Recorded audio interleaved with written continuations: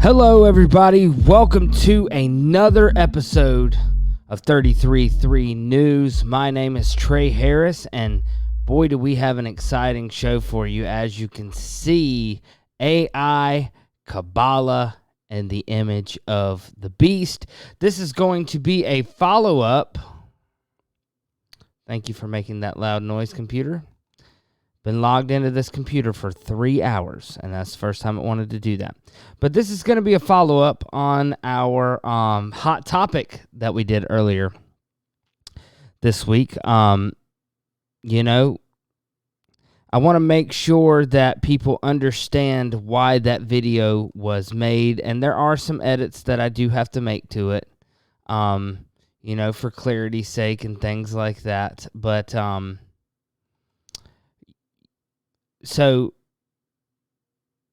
But for people who didn't see it, I'm going to try to pull it up real quick if I can and let you watch it, and then we'll go from there. Not that. I forgot desktop always does that. It'll play your video if you're not careful. So let's come down here to screen share, and go from here. There we go. And it's right here.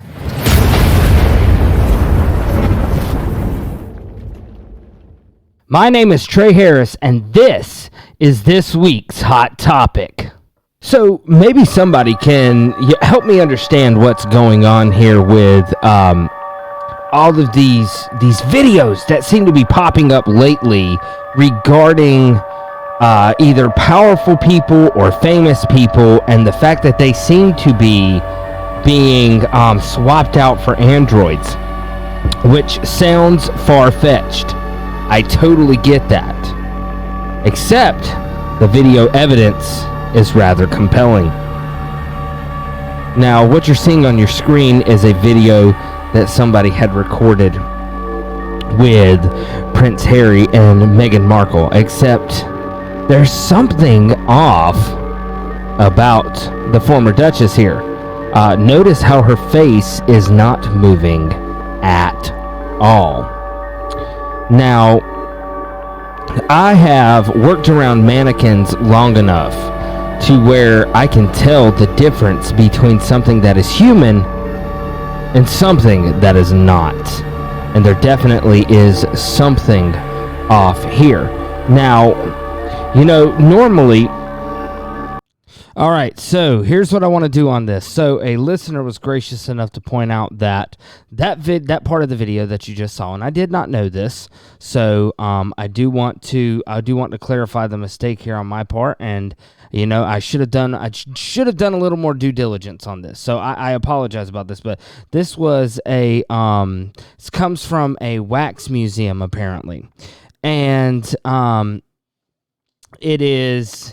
And I mean, I did not even realize it until literally right before the right before I had read this comment, I started looking at the rest of them because somebody else had pointed out that Harry looked rather odd there too. And then I noticed everybody in that looked like they were from the Hall of Presidents. And those of you who have been to Disney World, you know what I'm talking about. It's full of animatronic,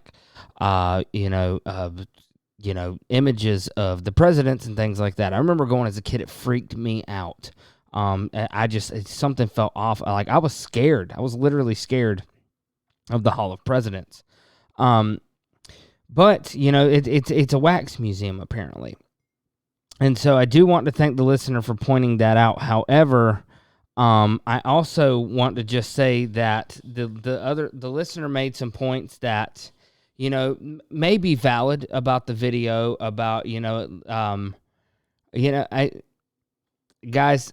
The reality of the matter is I have, with these hot topics, I try to keep them under 10 minutes long for social media, because they're designed to be shareable. And unfortunately, I picked a topic, and this is my fault. I picked a topic that it's way too hard to, get everything you need to say about this in that time frame. So and that's why I want to talk about this, because for those of you who may be familiar with this subject matter, I'm sure you may have followed right along with me. But for people who aren't familiar with the subject matter, I don't know if this listener was familiar with it or not. This can seem like a bunch of just stuff that's thrown together. And while I think that was a fair point to make for that video, I also would like to point out that this isn't just nonsense. And I'm going to show you that tonight. I don't want you guys to think that I just pick these topics willy-nilly and just, oh, this sounds cool, I'll do this. These are topics that I see and I observe that are going around and, are rather popular with people at times. And I like to try to take it, and they're often controversial subjects. That's why it's called the hot topic. And I try to take that and see if we can find anything about what the Bible says about it. I don't just do it for the sake of doing it. I do it because sometimes there's genuine deception. Now with this one, I messed up. I didn't check deep enough into that video. And I'll be honest, I feel like part of that is justified because of what I'm going to show you. Because of this next clip right here. This is supposed to be Harry and Meghan at the Britain's Got Talent finale in the audience. So let's play this one.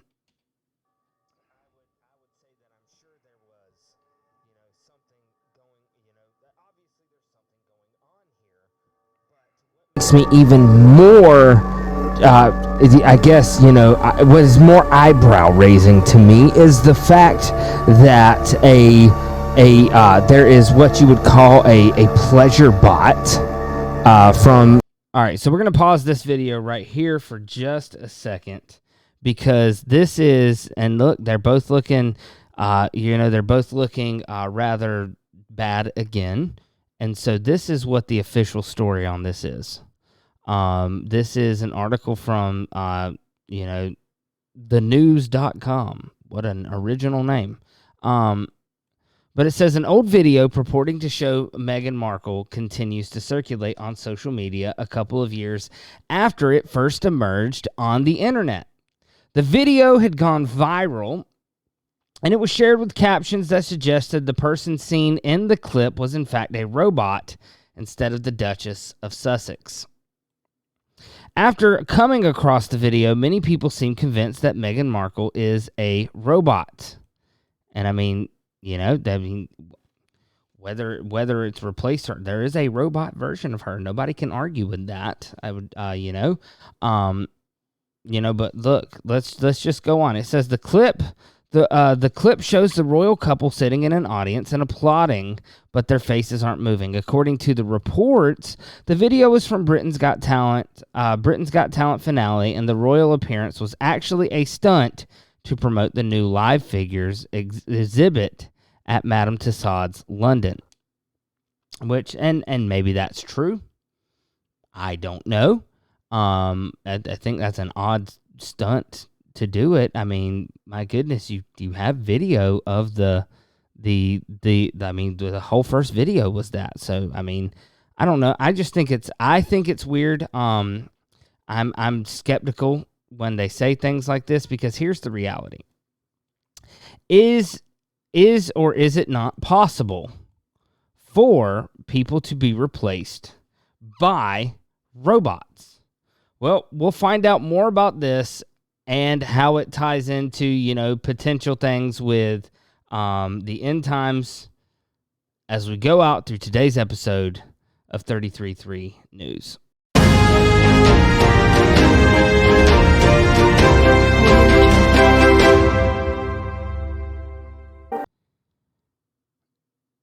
All right, so let's get right back into this. Look, when it comes to this, I want to show this first if I can, because this is what started it all for me. And this is a video from Facebook, but I just want to show, the reason I want to show you this is because when it comes to, these androids, the technology's in place, first and foremost. Whether or not they're using it, you decide for yourself, but the technology is in place. I'm going to play this real quick, and we will go from there.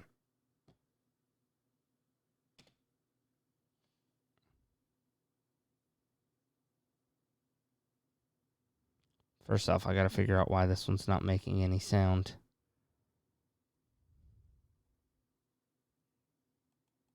Oh, because I don't have the sound on. That would be a good reason not to make sound. There we go. And this may be a little loud, so I apologize.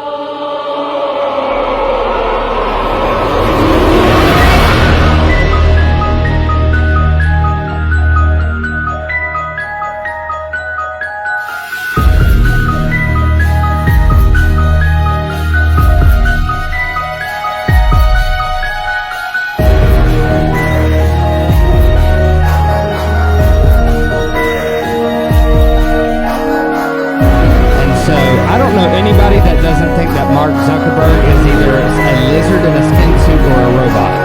But he definitely does not act human, that's for sure. But I just, wanted to point that out. Like, that's a weird dude. Now, of course, there's this video from Madame Tussauds.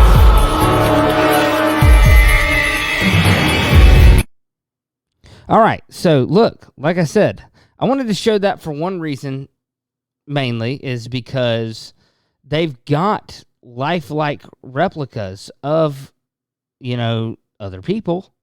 What they're using them for, I have absolutely no clue. That I could not tell you. But what I do know is that the technology obviously exists. And honestly, the Madame Tussauds animatronic wax figurines or whatever is just proof of that. And you'll say, but maybe they're not. And so what I tried to do was, and on my phone this worked. It's not looking like it's working on the Google desktop, but it when I looked up, so like here's the Britain's Got Talent. And I just realized you can't see this, so let me switch back over. So here's the Britain's Got Talent. Right there. And like I said, maybe it was some sort of weird publicity stunt. I don't know. And quite frankly, I think it's irrelevant. Because what I'm going to show you, I believe it gives a reason of why things like this would happen. I believe they're normalizing something very specific. And many of you who watch the Hot Topic have already picked up on this. But for those who may be a little confused by it, we'll go on. So, I mean, And there's one that unfortunately I have not seen up here yet. Like I said, when I look it up on my phone, like so for instance, here's one. So see if it'll let us pull it up full screen.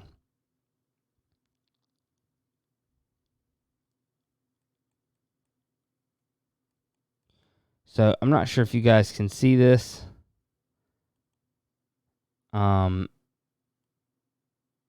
But this is one of them. And unfortunately, it's not letting me click on it and zoom in. But this is another one. And maybe this is more displays of, this Madame Tussauds stuff. Maybe it is. I don't know. What I do know is they don't look human here either, and this is a completely different place. At least it would appear so in this picture. So I do want to point that out. Let's come. We've got more over here. Here's another close-up of that with a different background. Like I said, maybe it's the same thing. I don't know. But, obviously, once again, not human. Human, not human. Human, not human. And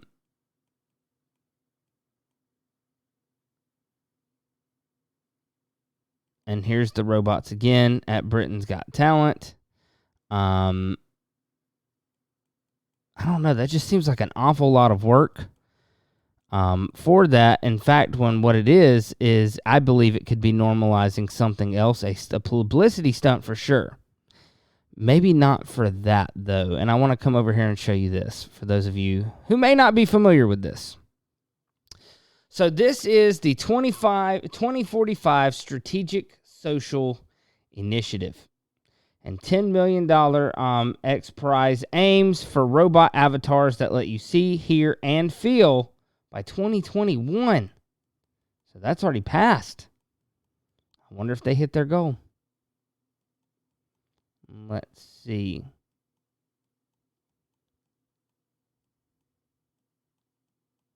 And there's tons of stuff up here. There's articles. There's a specific one I'm looking for, but I can't remember which one it is. Yeah, this is it right here. Ever wished you could be in two places at the same time? The X Prize Foundation wants to make that a reality with a $10 million competition to build robot avatars that can be controlled from at least 100 kilometers away.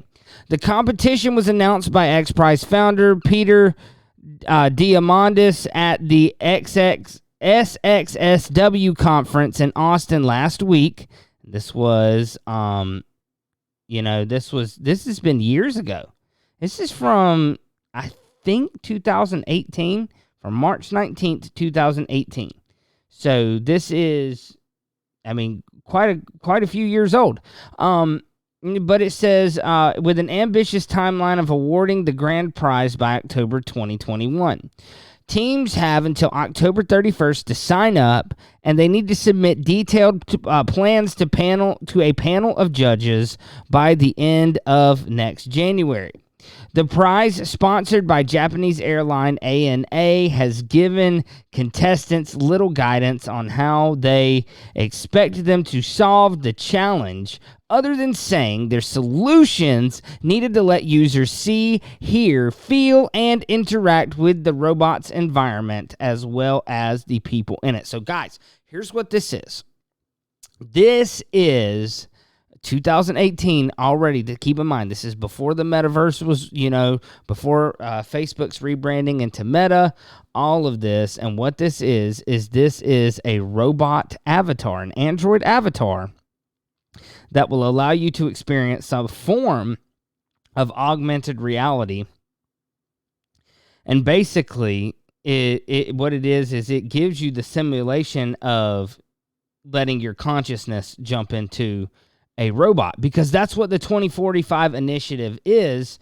It is about the singularity and making sure that transhumanism can go to the next level and people can upload their consciousness into a machine. If you're skeptical about that, I mean, the scientist Michio Kaku has talked about this multiple times, as well as several other scientists. I mean, guys, this stuff is easily findable. I want to focus on this one, though. It says that,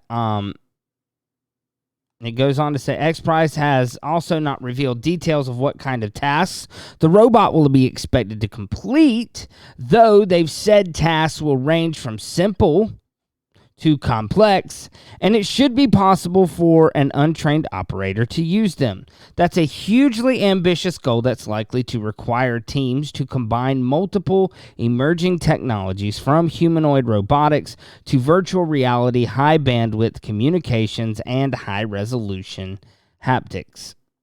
If any of the teams succeed, the technology could have myriad applications, from letting emergency responders enter areas too hazardous for humans to helping people care for relatives who live far away, or even just allowing tourists to visit other parts of the world without the jet lag. Guys, this was a precursor to the metaverse. Quote, our ability to physically experience another geographic location or to provide on-the-ground assistance where needed is limited by cost and the simple availability of time, Diamandis said in a statement. The ANA Avatar X Prize can enable creation of an audacious alternative that could bypass these limitations, allowing us to more rapidly and efficiently distribute skill and hands-on expertise to distant geographic locations where they are needed, bridging the gap between distance, time, and cultures. So that's where, everything has an official story, and then there's an underlying story. This is the official story. Of course, the underlying story, like I said, is the ultimate goal admitted to by scientists involved with the 2045 initiative, is the singularity, in which they can upload their consciousness into a machine, because they want immortality and they don't want to do it God's way. Is this the bottom line? That's what they have said. Now, of course, I don't think that part is possible, but I 100% believe, and you will never not convince me of this, when you look at fashion magazines and you look at all of this, People and Us Weekly and all of these other, BS tabloids and things like that, who are the trendsetters they go to? They go to Hollywood and they go to the royal family. Those are the trendsetters. So why would it be any different with a situation like this, where they're trying to normalize this being in two places at once, where they're trying to normalize, this singularity, things like that? And you're going to say, well, then why wouldn't they just come out and say it? I mean, there's, the fact of the matter is that you have to get it normalized in people's head, the idea of this concept. See, in my experience, and maybe I'm wrong here, but in my experience, what you typically have is, if technology progresses too fast, people get very, very, very hesitant about it. Change is uncomfortable for very many people. And of course, you've always got your trendsetters that have to have the newest iPhone like the day it comes out. I used to go to church with a lot of those people. But the very idea of artificially intelligent androids and all of this walking around in everyday life is scary and off-putting to a lot of people. And so, of course, you normalize it subliminally through showing that, the royal family has copies of themselves that are going places under the guise of, well, there's a new exhibit. Like I said, I don't know why you couldn't just do an unveiling ceremony of that and broadcast it on the news. I mean, my goodness, they show so many other fluff pieces on the news. Why not that? There's all of this. This is just my theory. Like I said, I could be wrong here, but you'll never not convince me that they won't use these people to help normalize it, because that's what they always do. That's what they always do. They always go to Hollywood, and they always go to these elites, especially the royal family, to help normalize things like this. So, switch back over to the screen for a minute, and it says, interestingly, the technology may help bypass an enduring handbrake on the widespread use of robotics, autonomy.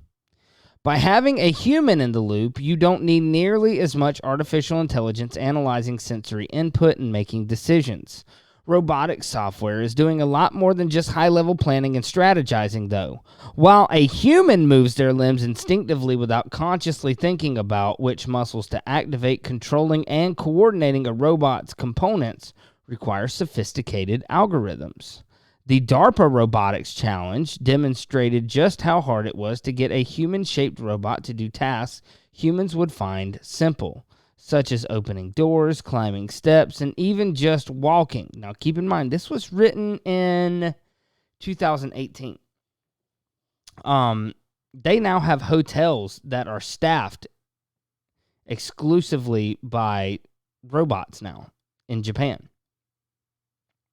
So they've moved way past this by now. Like I said, the technology is in place and has been in place. And I believe it probably happened around this 2021 date, because, like I said, 2045, they want the singularity to happen. They want a lot of this stuff to be in place by 2025, believe it or not. So these robots were supposedly semi-autonomous, but on many tasks, they were essentially teleoperated, and the results suggest that autonomy isn't the only problem. And what they do like this is it helps them recruit, the scientists who are capable of this, yada, yada. You guys get the routine. It's what they do. So there's that. Let's come over here to this one. Now, because you have to look at it, we have to stop looking at this in the vein of the here and now. Any time we do this and we look at it in the vein of the here and now, we're going to miss things, plain and simple. So, excuse me. I want to read this for you if I can. Because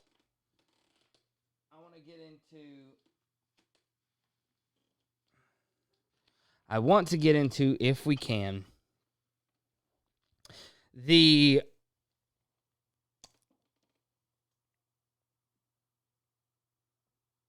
kind of some of the biblical side of this. So let's go ahead and move into our end times report.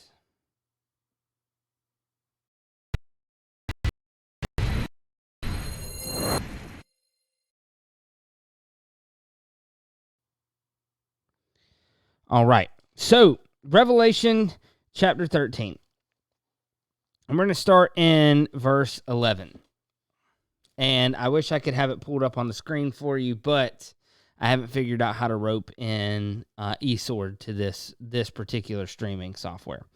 Because even though everything looks the same, I'm actually in a completely different system.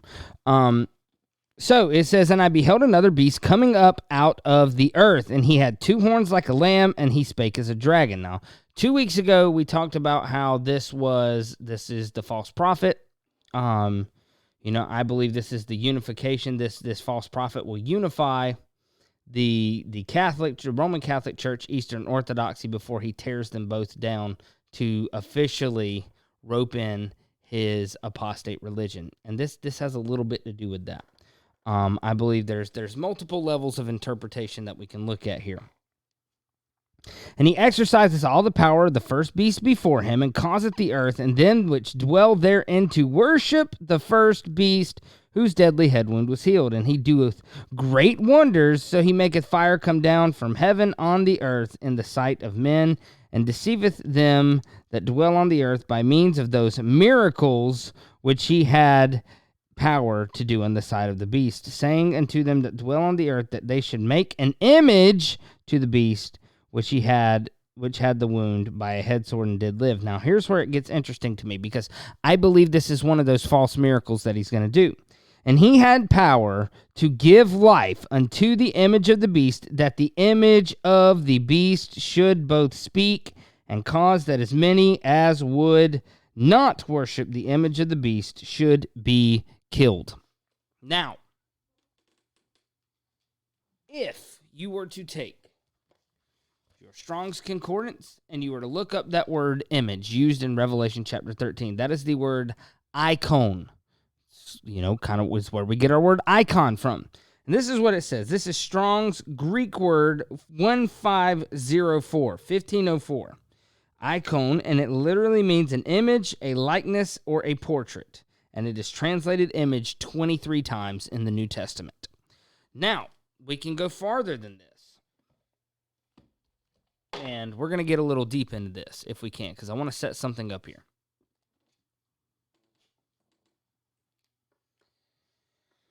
This is from Vine's Complete Expository Dictionary. Now, this isn't known as being the best expository dictionary there is, but I've used it a few times and it's not terrible. But this is what this says about icon. It says 1504 denotes an image. The word involves two ideas of representation and manifestation. The idea of perfection does not lie in the word itself, but must be sought from the context. So the following instances clearly show any distinction between the imperfect and the perfect likeness. The word is used, number one, of an image or a coin, not a mere likeness, in Matthew 22:20, Mark 12:16, and Luke 20:24. So a statue or similar representation more than a resemblance. So an edifice, if you will. So because, the coin, he had the image of Caesar on it. That's where he's getting the idea of something carved in, a statue. And so there you go. You got Romans 1:23, Revelation 13:14, thrice, and 15 is what it says, So we have that there. That would fit into that context of a statue, or the descendants of Adam's is bearing his image. 1 Corinthians 15:49.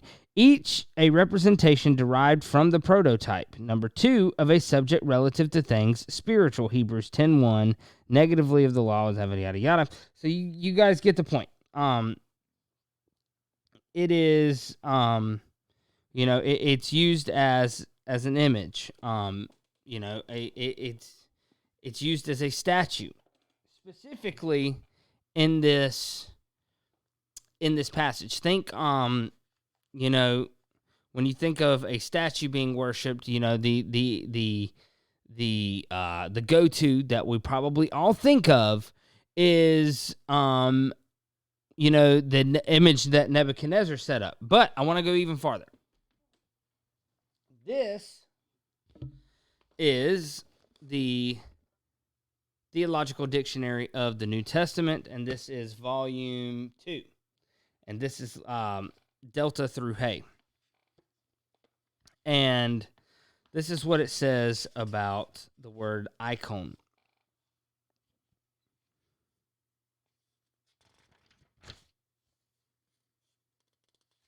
All right.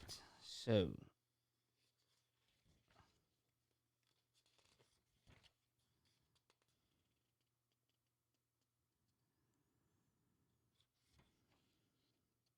all right. So icon, and it starts with the prohibition of images in the Old Testament. So now here we're gonna this is Gerard Cattell, the editor of these books. This is what an article he wrote. The conviction that Yahweh is not to be depicted in the form of an image is intrinsic to true Yahweh worship. Its basis is to be found in the commandment in Exodus 20, verse 4. In this respect, the official cultist presents a uniform picture. Nowhere in the literature do we find any sign either of deviation from or of development to this position. There is thus no reason to contest the Mosaic basis, for it is indisputable that the fundamental teaching of the commandment concerning a jealous God who cannot be made static gives us a firm reason for the prohibition of images. On the other hand, we must not attempt to analyze the motive, for it is only too easy to reduce the work of Moses to the level of popular religious pedagogy. So,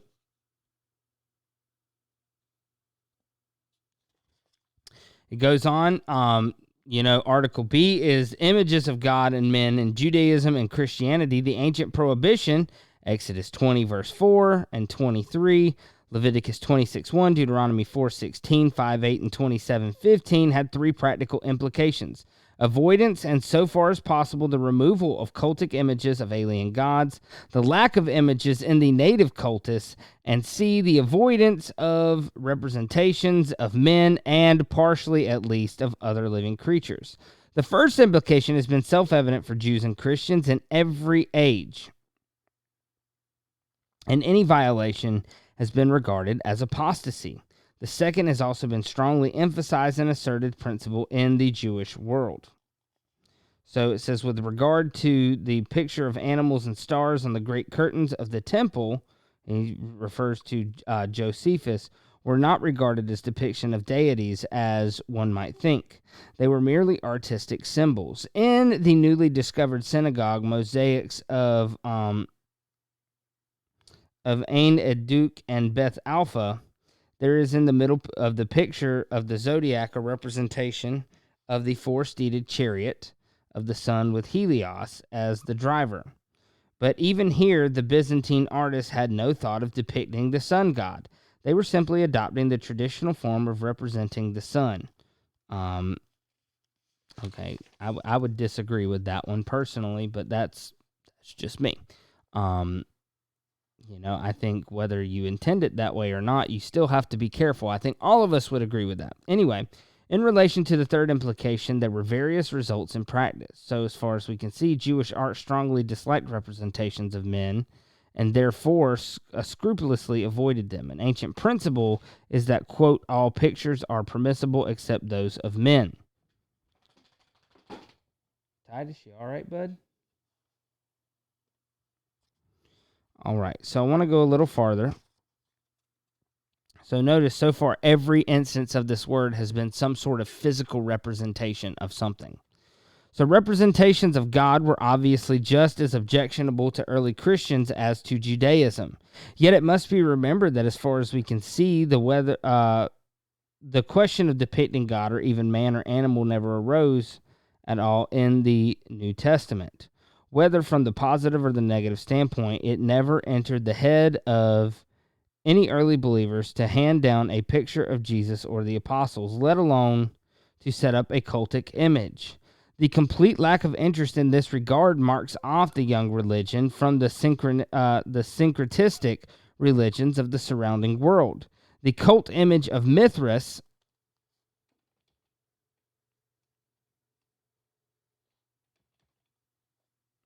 The cult images of Mithras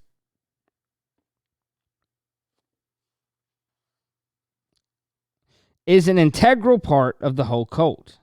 The image of Serapis was created with the rise of this religion. There could be no worship of the emperors without statues. In the religion of the Christians, however, the important thing is not worshiping an image and considering the myth thereby depicted, but listening to the word. Only in the 1st and 2nd centuries do we have a development in the catacombs via religious decoration to the painting of Christian symbols and symbolic figures, especially the Good Shepherd, and then to the depiction of Christ and the apostles and other biblical subjects. A model and impulse for this development might have been provided by the newly discovered pre-Christian biblical paintings of the Jews, especially in relation to the Old Testament scenes. Only gradually do we have the formation of a distinctive content and style determined by Christianity itself and producing Christian art. Now, I think it's interesting when you start looking at, especially you start getting into the 2nd century.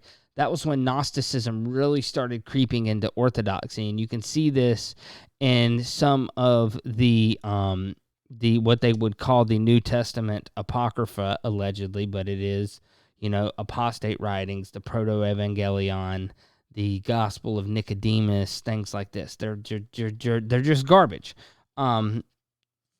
So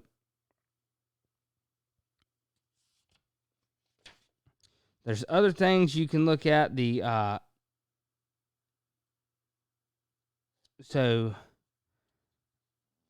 talks about, the clash of cult rulers, the cult of rulers or emperors, and, how they had to give, obeisance to these images. That's, of course, basically what the entire story of the Maccabees is about.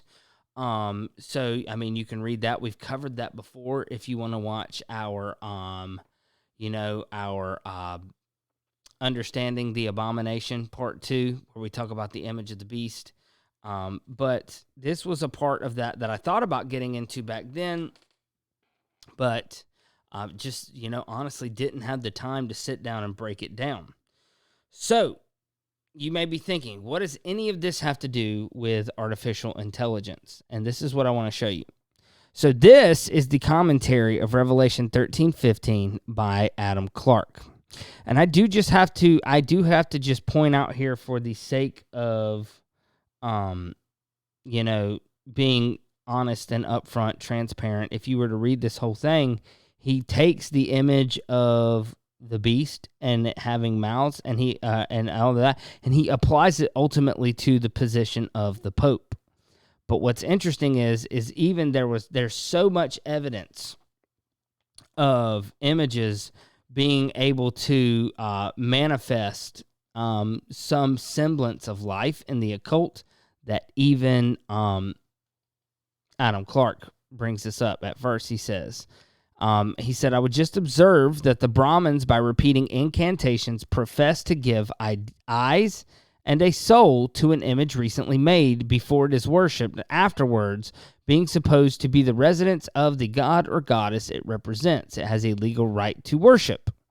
So that was, basically the Brahmins could say these incantations, and there would be eyes and a soul, because this part where it says give life to the beast, that literally means to breathe into. Just like in Genesis, God breathed into Adam and he became a living soul, right? This is invoking a blasphemous version of that, and there is evidence of that in the occult as well. So let's come back over to our screen and make sure. Click on that. Yeah, it went back over. So let's come right here.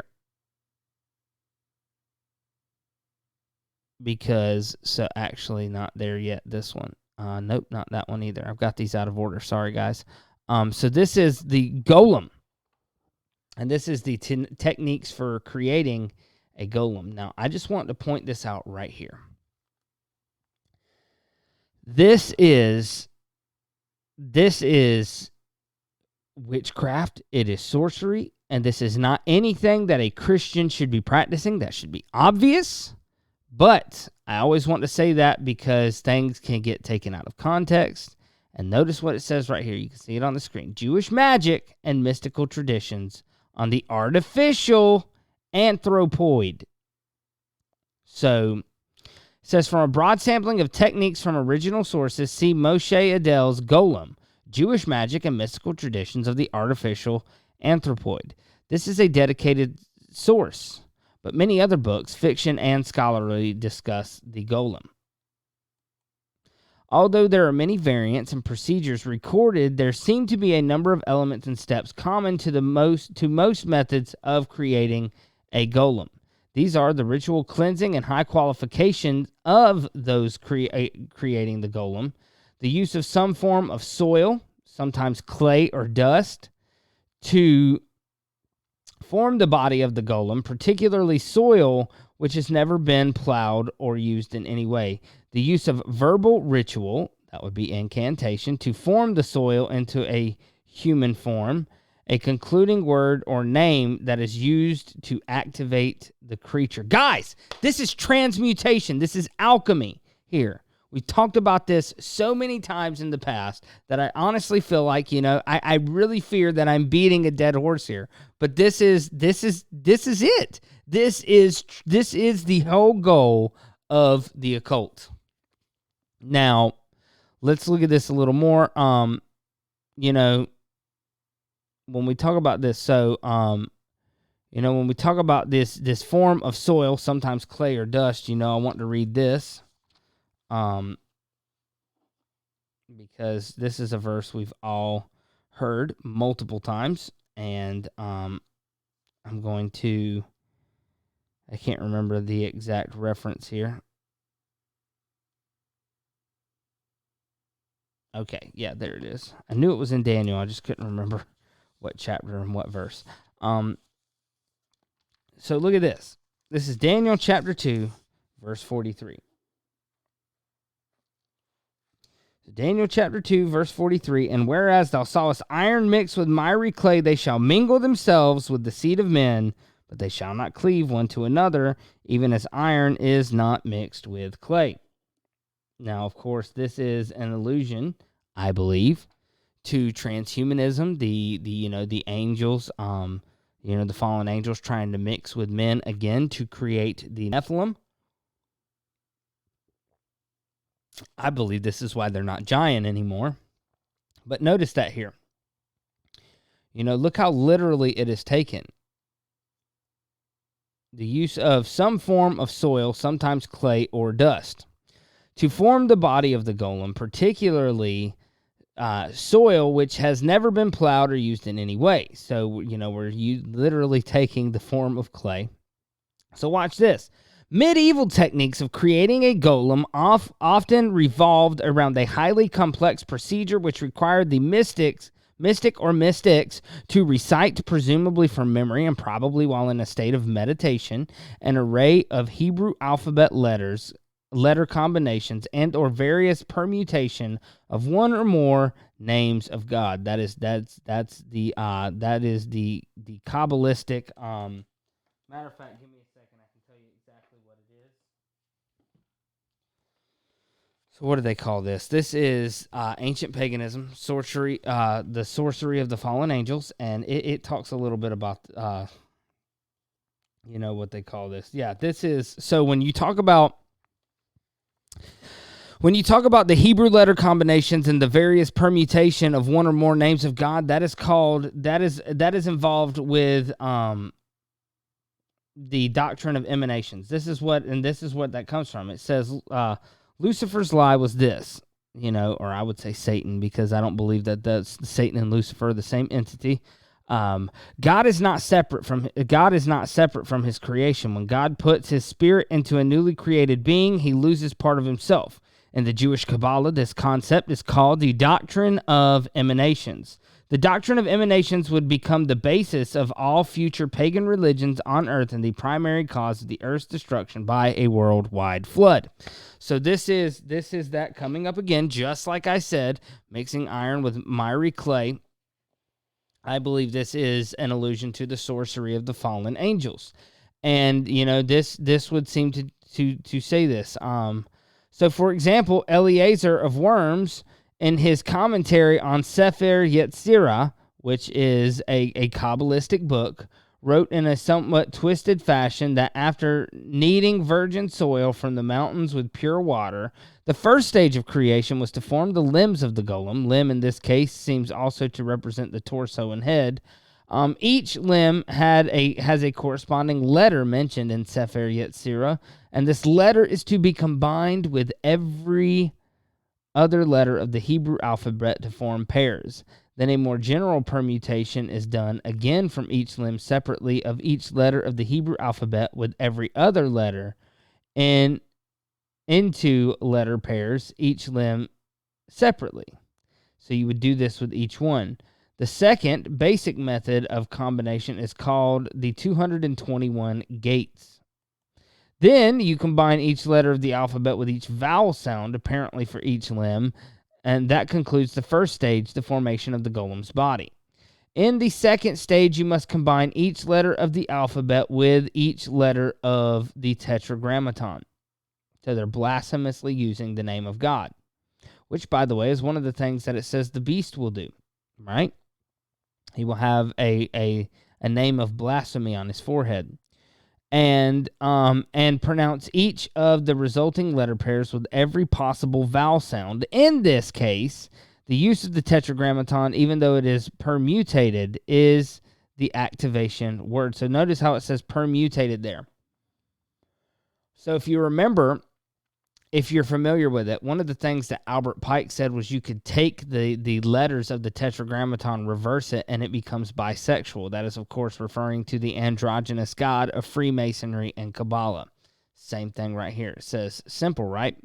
For a translation of Eleazar of Worms' original text with the explanations, yada, yada, yada, and simpler variations of Eleazar's technique, the combinations of AB through AK, Aleph Bet to Aleph Kaf, are used to create the golem, and all combinations of Aleph Lamed to Aleph Taf are used to dismantle it.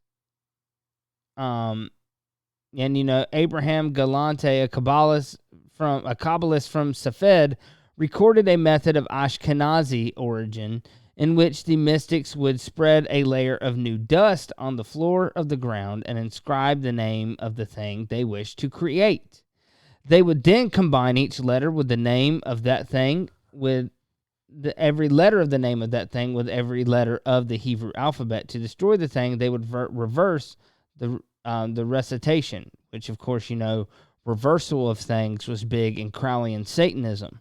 The Kabbalists involved in combination techniques were sometimes required to circle the golem in varying numbers of times. One way to create, so this is a summoning circle, which is used to summon demonic entities in books like the Greater and Lesser Key of Solomon, and a lot of these medieval grimoires. King James actually talks about this in his book, Demonology, which I highly recommend everybody read. And so it says in varying numbers of times, one way to create the other to destroy while performing the recitations. If combined with meditative, paced breathing and pronunciation techniques, some of these methods would have taken the Kabbalist 36 hours or more of uninterrupted meditation to complete. So here's another one where the mystic was required to combine the 42-letter name of God and the tetragrammaton in special ways, then inscribe several names on the golem's forehead. Look at this, guys. You cannot make this stuff up. Then inscribe several names on the golem's forehead to bring it to life. Now let's go back. Let's go back to Revelation 13. And I stood upon the sand of the sea, and saw a beast rise up out of the sea, having 7 heads and 10 horns, and upon his horns 10 crowns, and upon his heads the name of blasphemy. You cannot make this stuff up, guys. Do you see what I mean now? You know, look, this is what I mean by I should have picked a topic that was easier to talk about in 10 minutes because, you know, I've read all this stuff before, but there's no way you can get this into a 10-minute video. We're almost an hour into this. I'm just getting warmed up. And so there's more stuff you can read about this. But I want to come over here to this one real quick. So this is Adam Golem Robot.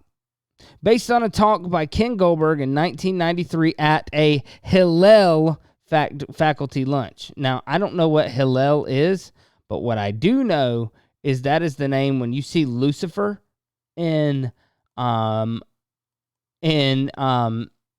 chapter 14. The word translated Lucifer, son of the morning, is Hillel ben Shachar. That's what it is. Hillel ben Shachar is what is translated Lucifer, son of the morning. So I find that extremely interesting. But it was a lunch at the University of Southern California, organized by Susan Lamel with Tamara Eskenazi, professor of biblical studies of Hebrew Union College, and a follow-up conversation between Ken Goldberg and Ovid Jacob in San Francisco of 1995. So he said, let's consider the archetype of the creature in Western literature by examining the potential linkage between Adam, Golem, and robot. The well-known story of Adam and Eve is told in the second and third in chapters 2 and 3 of Genesis. Initially, Adam and Eve live in a state of innocent bliss in the garden. God tells them they cannot eat from any tree with the pointed exception they can eat from any tree with the pointed exception of the tree of the knowledge of good and evil. The serpent suggests to Eve that eating from this tree will open her eyes and make her wise. And she and Adam cast aside caution and eat, and God appears, and they hide. He asks why they are wearing fig leaves, and Eve confesses, blaming the serpent. Then Adam confesses, blaming Eve, the woman you gave me. Actually, it happened in the opposite way. It was Adam first and then Eve. In effect, blaming God. God responds with a threefold punishment. Woman will experience pain during childbirth. Men and women will no longer be pampered, but must work, and they become mortal. This is what Ovid Jacob says. So they're going to, talk about Joseph Campbell, who, is the one who talked about the mythological archetype of the hero. Joseph Campbell points out that before the biblical myth of creation, there were other compelling myths in that region, with different interpretations of the garden, the tree, and the serpent. His Occidental mythologies has some of this. Check out some of my thoughts: the tree, the ladder, the chariot, and the self. One interesting thing I want to mention is that though we lost the tree of life and the tree of knowledge after we were expelled from the garden, subsequently Kabbalists figured out a way to get back in. Thus, Moses Cordovero, in his Garden of Pomegranates, which is the Pardes Remonim, which, by the way, the Pardes method of, biblical interpretation from the Kabbalah, that word Pardes literally, it means paradise or garden. But this is in the 1500s. He explores this, and you can see Skolem's Kabbalah for more details, which I don't recommend, guys. But that's just me. This stuff will really get a hold of you unless you are grounded in the Word. When we consider these conditions, pain, work, and the recognition of mortality, this is what Ken says, we realize that they define the condition of being an adult. In effect, the consequences of their act of disobedience or rebellion facilitates their maturing into full human beings. Their expression of free will transforms them from passive innocence to responsible leaders. So it seems like he's talking about this like it's a good thing. But what about God's reaction? Was God so angry, or was God secretly pleased with the inevitable consequence of his creations? I've been told about an essay on this, but can't find it. Did they fall, or were they pushed? I propose the following thesis. The event wherein the Creator loses control of the creature is a necessary step towards the development of the creature. The reading of creation story runs counter with the traditional Christian view of the fall of origin of sin. So notice this. Now we're getting into, and he talks about the reading of creation story runs counter to the traditional Christian view of fall origin of sin advocated by St. Augustine, a Gnostic, and Milton, talking about John Milton, who wrote Paradise Lost. But I think it's somewhat consistent with the Jewish readings of the story, which do not agonize over the events in the garden. A very interesting thesis and an interesting point regarding evil, indeed. In Kabbalah, evil has its place. The complications which come with loss of control seem part of the process, as you point out. Now, if you know anything about the Jewish interpretation or the overall Kabbalistic form, you know, Judaism and even parts of Christianity and the Hebrew roots movement look at Satan as an agent of God, he's just doing God's will by tempting man and doing all of this. They look at Satan as his evil is actually part of God's plan. Because when you really get into the deep parts of the Kabbalistic belief, and you can see this through the writings of Eliphas Levi, that Eliphas Levi just said that Satan was just God being bad. He literally would look at God and Satan and call them the white Jehovah and the black Jehovah. That is what Eliphas Levi brought forth out of these Kabbalistic teachings. And so,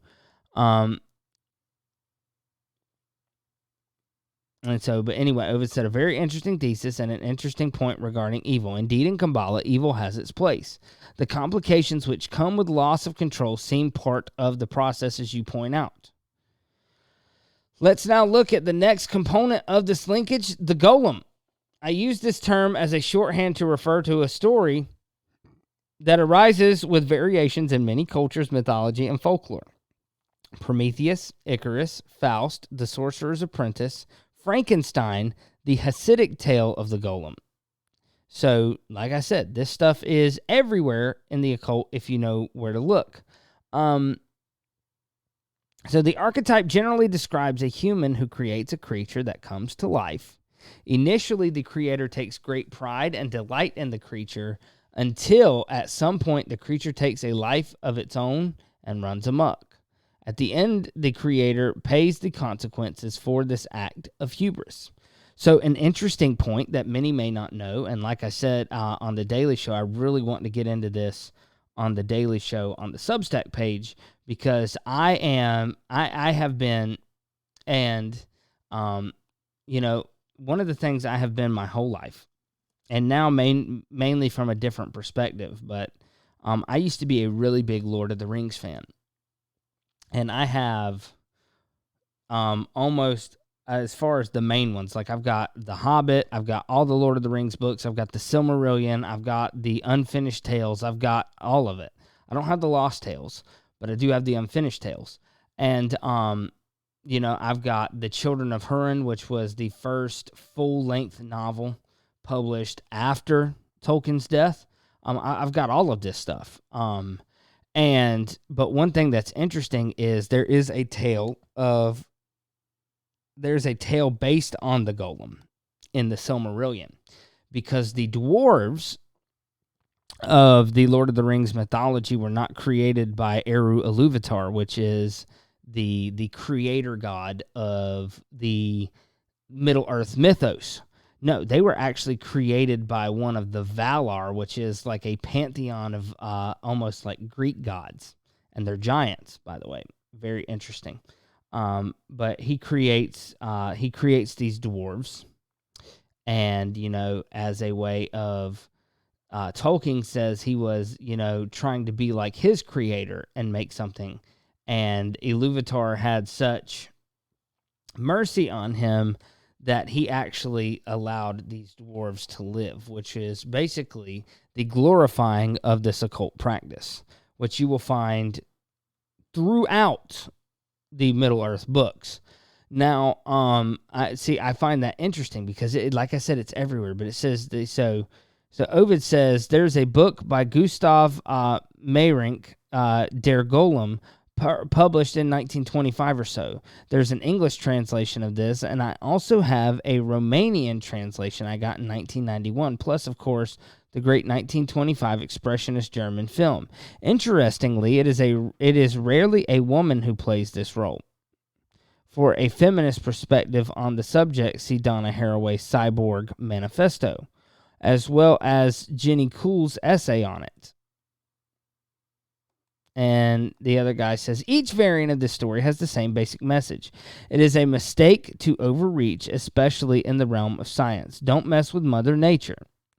During the Middle Ages, the edict was enforced by the church. Only the mystical and secretive alchemists persisted in trying to create homunculi, or artificial men. As a vivid example, recall the response of the Manhattan physicists when they witnessed the awesome potential of their creation. By then, it had gotten away from them, and Oppenheimer, the man who created the atomic bomb, and Oppenheimer suffered a Promethean downfall. I don't know if that's the same Oppenheimer, but when I hear Oppenheimer, that's who comes to mind. Just want to point that out just in case it's not him. But he says, I have a different take on this. In the story of the Golem, the rabbi brought the creature to life only when it was a clear need to defend the Prague Jewish community from expulsion. It was meant to be a short-lived measure, which is in Meyrink's version. So is tempering the power of creation, but in a very circumscribed way. You know, the Manhattan Project physicist, so yeah, it's the same Oppenheimer, on the other hand, did not seem to have as much understanding and compassion compared with Rabbi Lowe of the dimensions involved in building such an awesome instrument of destruction as the atomic bomb. Oppenheimer, one of the few in the group who did worry about the implications of the atomic bomb work, realizes some of the implications, but too late to affect the decision of whether to drop the bomb or where to do that. The creators have lost control of the creature, the bomb, but this has had grave consequences. Maybe necessary, but grave nonetheless. Perhaps the lessons we might learn from this is to temper our learning with the compassion and wisdom, otherwise we will destroy ourselves.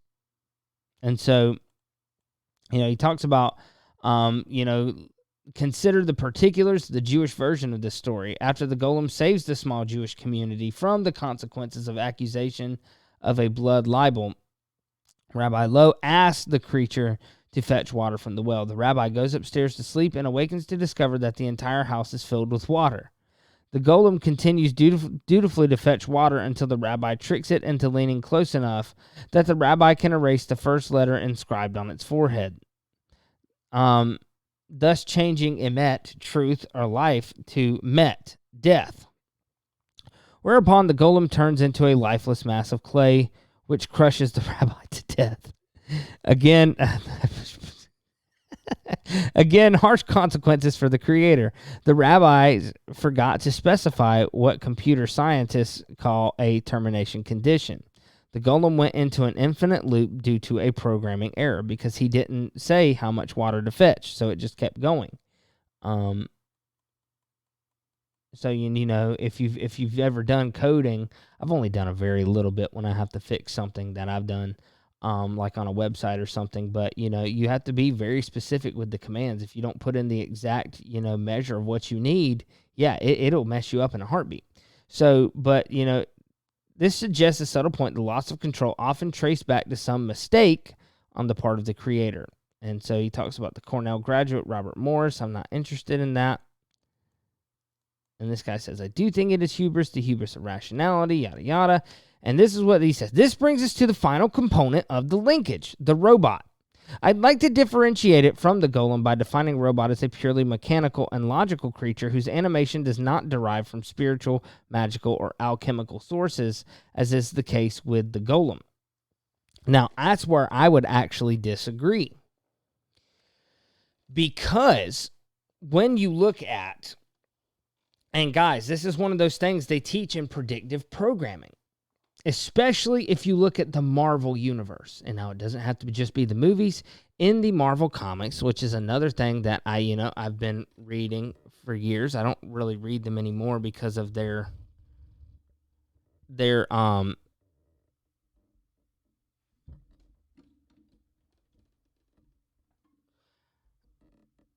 I don't really read them anymore because of their ties with Crowley and Satanism.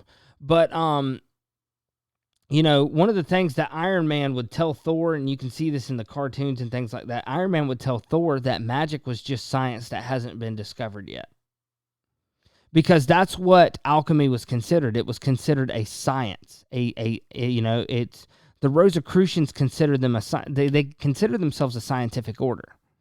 And of course, the Rosicrucians are the keepers of alchemy. That's literally what Rosicrucianism is it is an alchemy that uses Christian symbolism.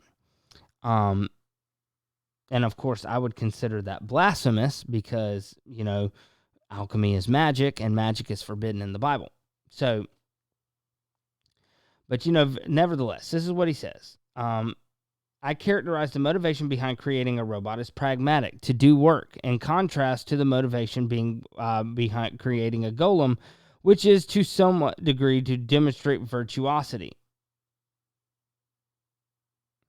And Ovid says, but I would also like to point out that the golem is emet, alive. The robot is not. Even Frankenstein's monster is made of flesh from another formerly living creature. And so they talk about all of this stuff. But let's look at something real quick. Let's really examine this, because what is the one thing that you see constantly depicted in movies of artificial intelligence? And I'm not talking about. I'm trying to get you to understand this from a predictive programming standpoint. Is that when you look at this from a predictive programming standpoint, what you are essentially dealing with here is that these things start out as robots, then they become sentient, and they're considered a form of life.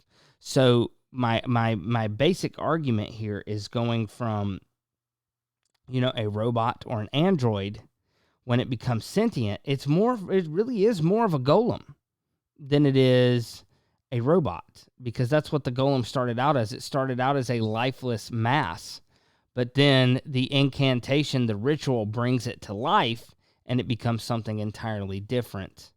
Now, we can also come over, I think it's this one, but let's look at this one real quick. So this is the golem in the age of artificial intelligence. The golem is one of the earliest artificial intelligence AI prototypes. Originally a Jewish myth about an anthropoid figure of clay that was brought to life by virtue of Kabbalistic theurgy. The golem reincarnated time and again, carrying throughout the ages deeply rooted anxiety and fascination concerning the prospect of intelligent and sentient technology going out of human control. Although designed to be an obedient, effective, and formidable sort of low-tech robot, the golem, in most stories, becomes independent of its masters and eventually wreaks havoc upon its human creators. Since its very early appearances in Talmudic texts, the golem gained a considerable reputation in popular culture and frequently appeared in literature, most famously by Gustav Meyrink's 1915 Der Golem. And comic books, both Marvel and DC have their golem versions, so think of something like Solomon Grundy as sort of, from DC, as sort of a golem, which, by the way, the Incredible Hulk is based off of Solomon Grundy, for people who didn't know that. That's why he was originally gray. And so it talks about film and television. From the 1915 silent film Der Golem to The Simpsons and The X-Files, there are countless golem replicas and even a golem Pokemon. That is true. The term AI was coined already in 1955. By now, artificial intelligence has become a common technology we encounter daily when playing video games, engaging with navigating systems, recommender systems, or medical decision support systems.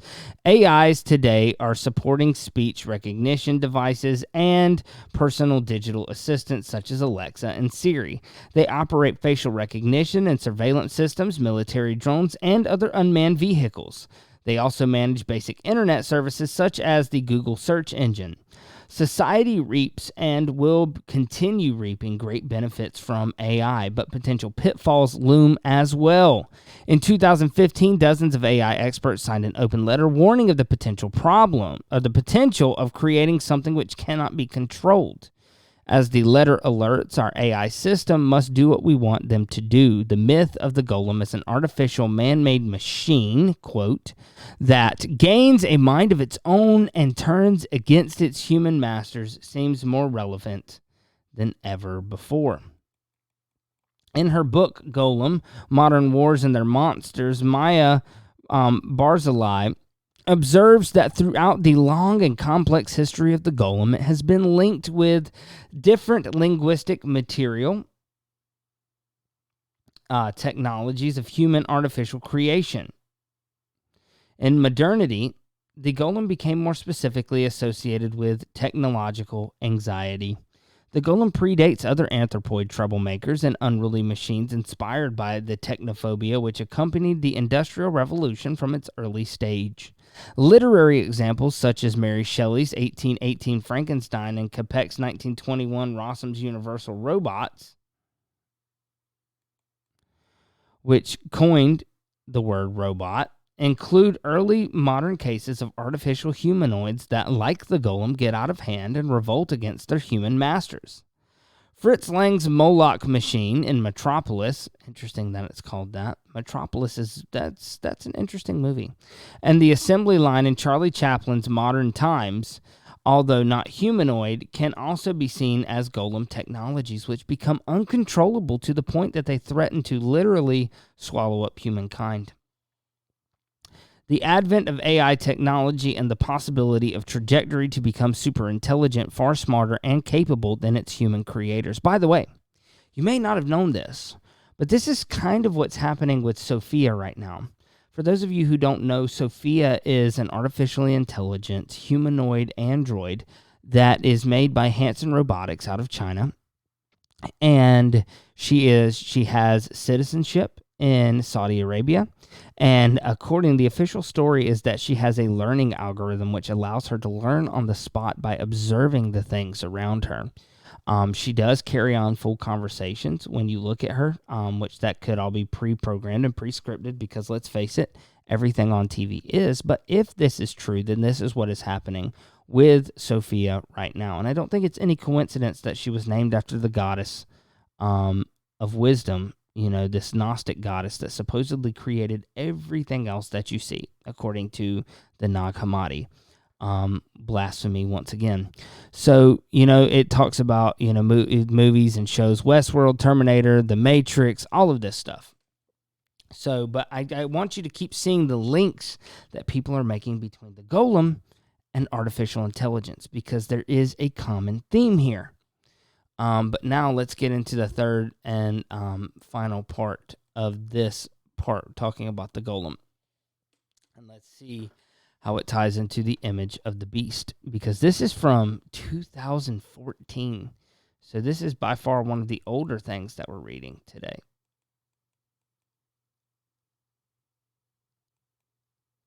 So it says, the other day I came across that I had no knowledge, something that I had no knowledge of at all. That was until I watched an hour-long video, which I have provided for you at the end of this post.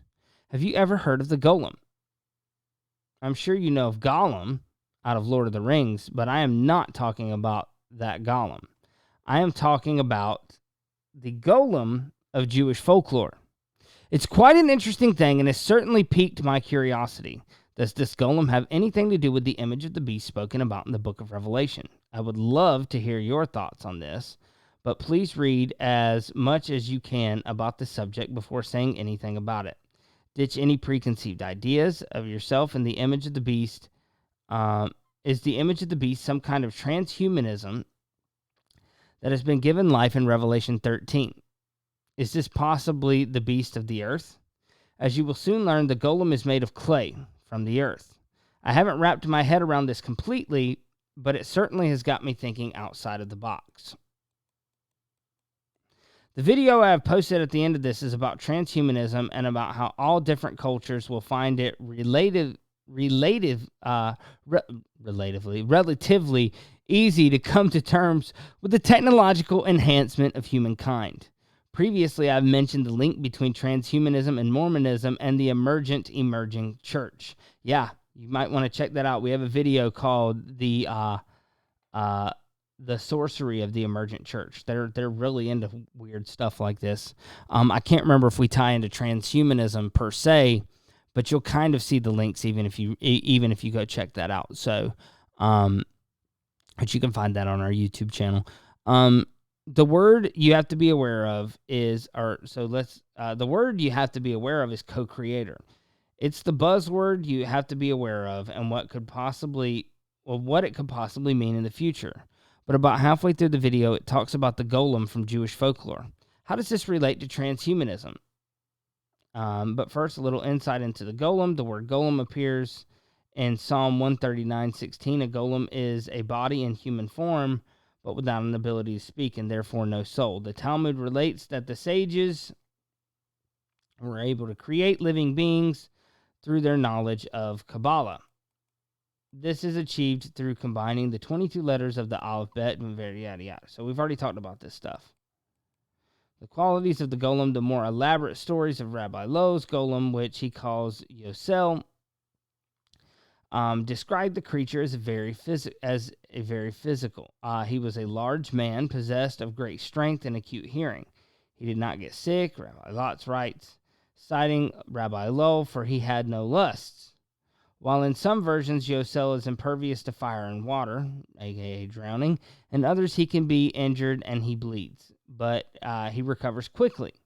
Almost without exception, the golem is mute, since the power of speech is connected with the soul, and only God can grant man a soul.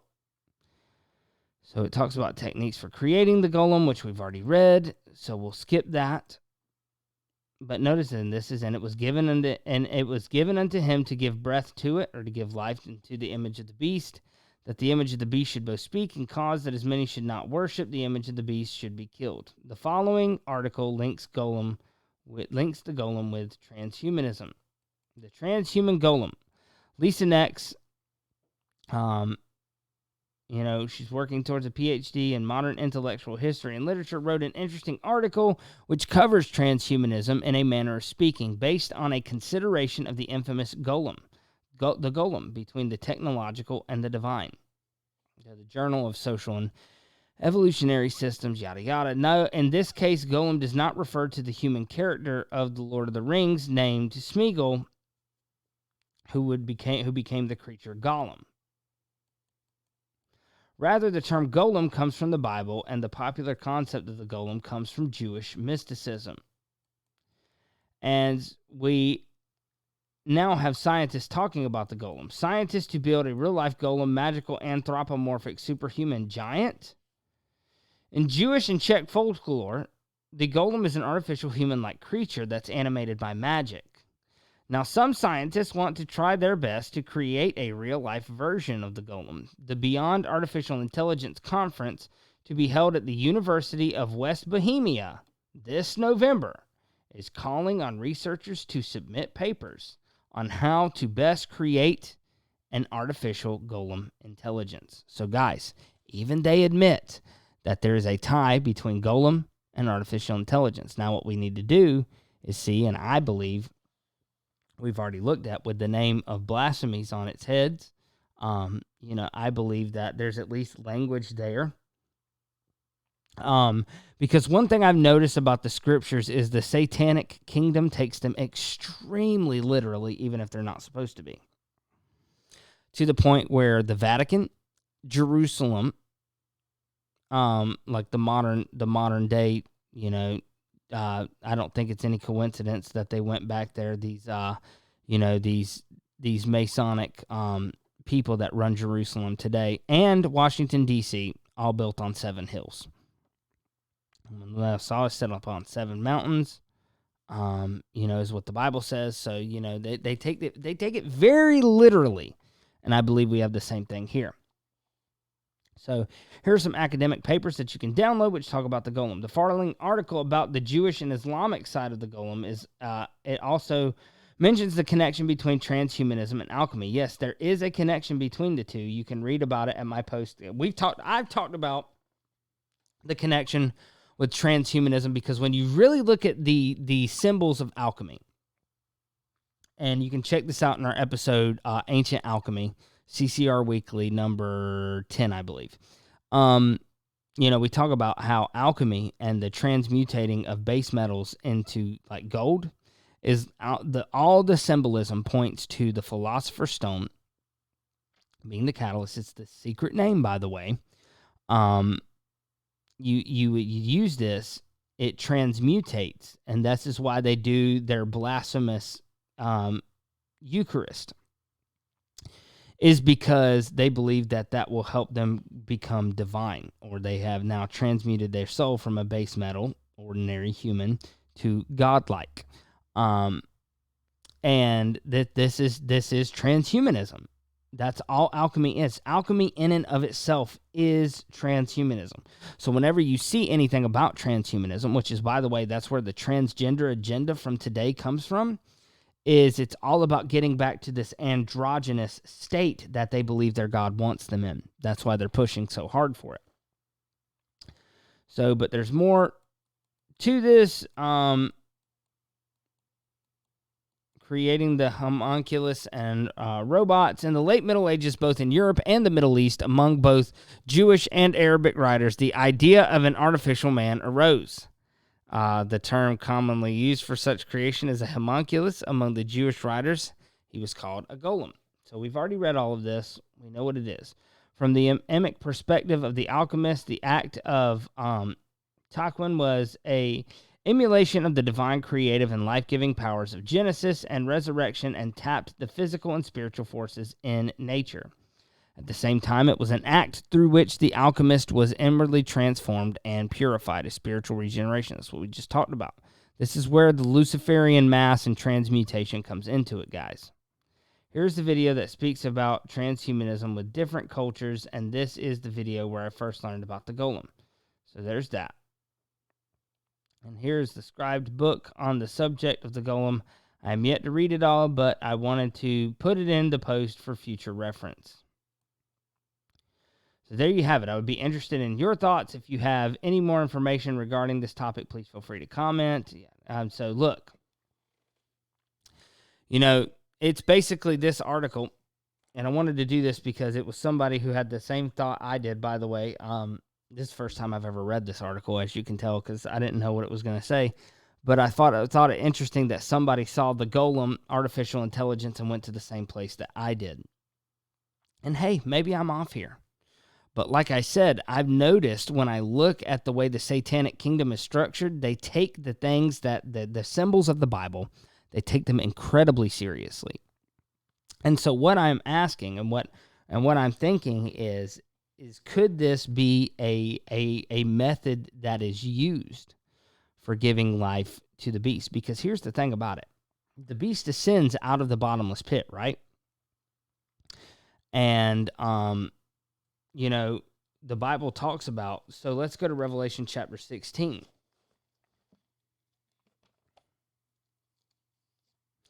Revelation 16. And the sixth angel poured out his vial upon the great river Euphrates, and the water therefore was dried up. That has happened, by the way. And the king and the way of the kings of the east might be prepared. And the kings of the east are mustering their forces. How interesting is that? And I saw three unclean spirits like frogs come out of the mouth of the dragon, out of the mouth of the beast, and out of the mouth of the false prophet. For these are the spirits of devils, working miracles, which go forth unto the kings of the earth and the whole world to gather them out of battle in the great day of God Almighty. So here's the thing about devils. They're typically disembodied spirits. Now, I believe what you have here is you have Satan, you have the Assyrian, and then you have a third unnamed one who is going to be like your false, your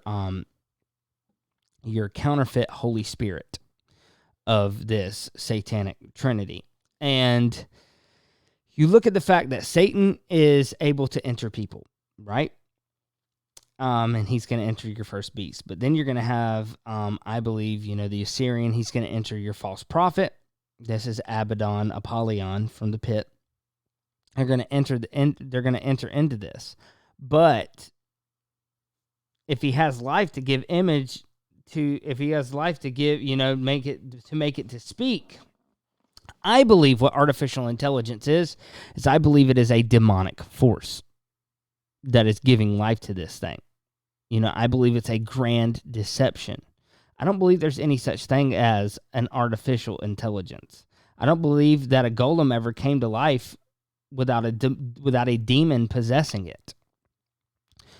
These things, the Book of Enoch, which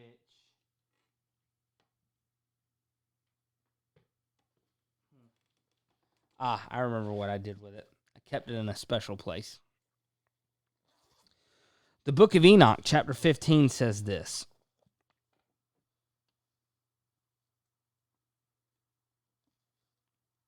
And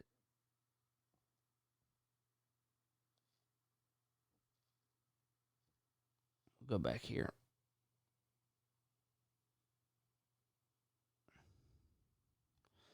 This is what it says. So let me pull this out of my Bible cover.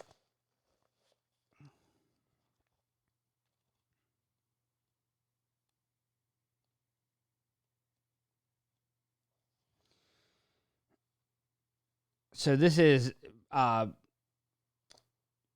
Enoch chapter 15, starting in verse 8. This is the origin of demons. My judgment for the giants is that since they are born from flesh, they will be called evil spirits and will remain on the earth, because they were created from above, from the holy watchers. At death, their spirits will come forth from their bodies and dwell on the earth. They will be called evil spirits. The heavenly spirits will dwell in heaven, but the terrestrial spirits who were born on earth will dwell on earth. The evil spirits of the giants will be like clouds. They will afflict, corrupt, tempt, battle, work destruction on the earth, and do evil. They will not eat or drink, but be invisible. They will rise up against the children of men and against the women, because they have proceeded from them. Now that goes along with what we did here. And this is why I wanted to set all of this up, because I want it to be as plain as it possibly can be. And so let's go back here. And I'm going to come over here. And so, by the way, the reason that, if you watch this, the reason I talked about Revelation chapter 9 is because Apollyon comes out of the abyss. And now we have this company that makes sex robots called Abyss Creations, guys. Why would they choose that name? This is the first time they're ever doing anything with AI. Before this, they just made sex dolls, which is absolutely gross and perverted. But why choose the name Abyss Creations? I thought that was weird. And I followed this AI, channel, because, I like to keep an eye on that stuff. That's how I learned about Abyss Creations in the first place. And, that I heard that name and immediately my ears perked up. So, but I want to play this verse right here. If I can get there. I was really long-winded in this video.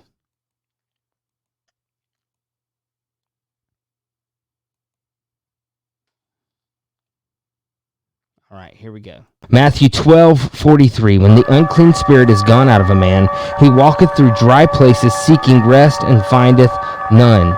Then he saith, I will return into my house from whence I came out, talking about the host body that they had possessed. And when he is come, he findeth it empty, swept, and garnished. Then he goeth, and he taketh himself 7 other spirits, more wicked than himself, and they enter in and dwell there, and the last state of that man is worse than the first. Even so shall it be also unto this wicked generation. So notice what is happening here. These demons, these disembodied spirits, which, by the way, I highly recommend you read the Book of Enoch. Chapter 15 says that the demons of the New Testament are the disembodied spirits of the giants before the flood. And so they have no host body. So they highly desire to be in a host because they no longer have a body. What I want to pitch to you is, could this AI all be a grand deception by Satan to make sure that these disembodied spirits now have host bodies? You've heard the term ghost in the machine.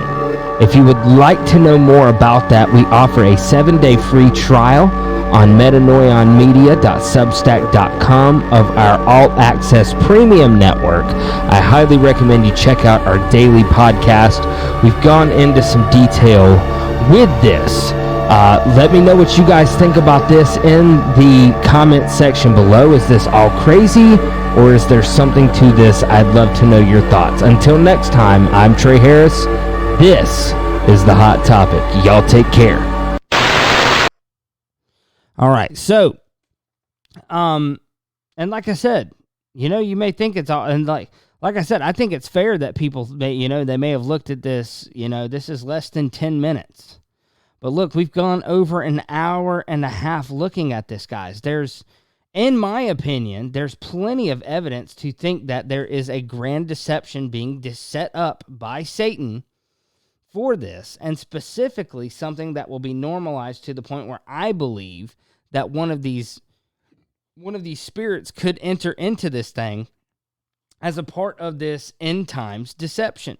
I'm not saying that's what's going to happen. I'm saying there's evidence to suggest that this is what the fallen kingdom wants to happen. Why else would they be trying so hard for this 2045 initiative and have deluded these scientists into believing that they can seek immortality? I mean, obviously the ultimate goal there is to keep as many souls from getting to Christ as possible, but that's the whole point of what Revelation 13 is about. Is to ultimately implement the beast system, the image of this beast being worshipped, and then the mark of the beast. Now, you see this throughout, Christian history. We've talked about Polycarp and how they had to burn incense to Caesar, which also involved an image. We've talked about in the past before on this channel about Antiochus Epiphanes, who set up an image of Zeus made in his own likeness and image. Talking about Antiochus, made Zeus look like him, and he had the people try to bow down to it and sacrifice pigs on the altar in front of it. I mean, guys, this was stuff that genuinely happened. But I believe, like I said, that that all of this AI stuff could very well play into this, especially with the opening of the bottomless pit. I mean, of course, we're going to see the locust army and things like that, but how much of that is just symbolism in that? I mean, Revelation is a book that is full of symbolism. We've talked about some of this symbolism before, with the 1,000-year millennial reign. That's not a literal 1,000 years. The 144,000. We're going to get into that soon too, by the way. I was originally going to do it tonight on CCR Weekly, but we're not going to have a regular episode of CCR Weekly tonight. I've got some other things I've got to get done. Sarah and I are planning on hopefully recording the next episode of Tea and Scripture tonight. So we've got that, but maybe next week we'll pick back up with the 144,000 and what their role is, who they are, what that signifies, things like that. And, David Carrico's talked about that a lot, but I want to really put it into perspective of, with Jacob's trouble, things like that. And then, we'll wrap that up probably the week after that by looking at everything we've talked about in the timeline and put it into the timeline of Matthew 24, so that way it's all clear and familiar, ready to go. But guys, this is the evidence that, a lot of this stuff, 10 minutes was not able to make it into that video. And some of it, like the this whole last article we read, that was added last minute. But a lot of this stuff, 10 minutes, I just don't have time to put it all in there. And that's like I said, I probably should have picked a different topic, but I am thankful for having this show where we can look at these things and, we can go from there. So, well, guys, that's about it. That's what we got for today. So, hey, thank you guys so much for sticking with me. Love to know what you guys think. Either, in the chat that's going right now or, in the comment section later. And look, guys, Feel free to leave whatever comment you want, but I do have to say this. Whether you agree with it or not, let's look at the big picture here of why the Hot Topic 33.3 News and all of this exists. It exists to get people to examine these things. Whether Meghan Markle was replaced with an android or not, that was just a foot in the door, I guess you could say. It was bait for being a fisher of men. And maybe I should have used better bait. But regardless, the whole point here is to get people to really dig and look into stuff like this. Because this is being normalized, whether it's through the royal family or other things like this. The point of it is it is being normalized, and I believe we have a job as watchmen on the wall to make sure that this stuff is talked about. Understand that the Bible does, at least in my opinion, the Bible does have something to say on these topics. So, I'm going to hit that outro music. Guys, thank you so much for sticking with us on this episode of 33.3 News. Just be on the lookout. I might find an older video that we can, we can re-upload for tonight. That way we can all still come together and, well, you guys can. I won't be available. But you guys can come together, hang out before the midnight ride. So, guys, have a wonderful rest of your Sabbath evening. I will see you all next week right here on 33.3 News. God bless you all, and good night.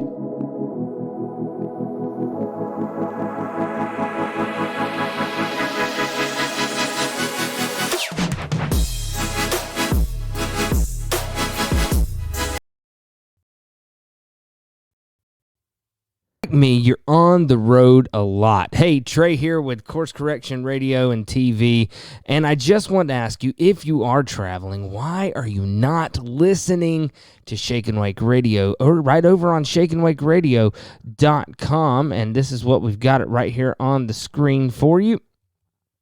And as you can see over here, we've got tons of shows they're set up right for you guys. We've got the Cutting Edge, the Midnight Ride. We've got Remnant Restoration. All your favorite shows that you guys are used to, all in one place, and that place is shakeandwakeradio.com. So make sure you guys head over there, get that saved in your favorites on your browser. That way you can have all of your favorite edifying content all in one place. shakeandwakeradio.com.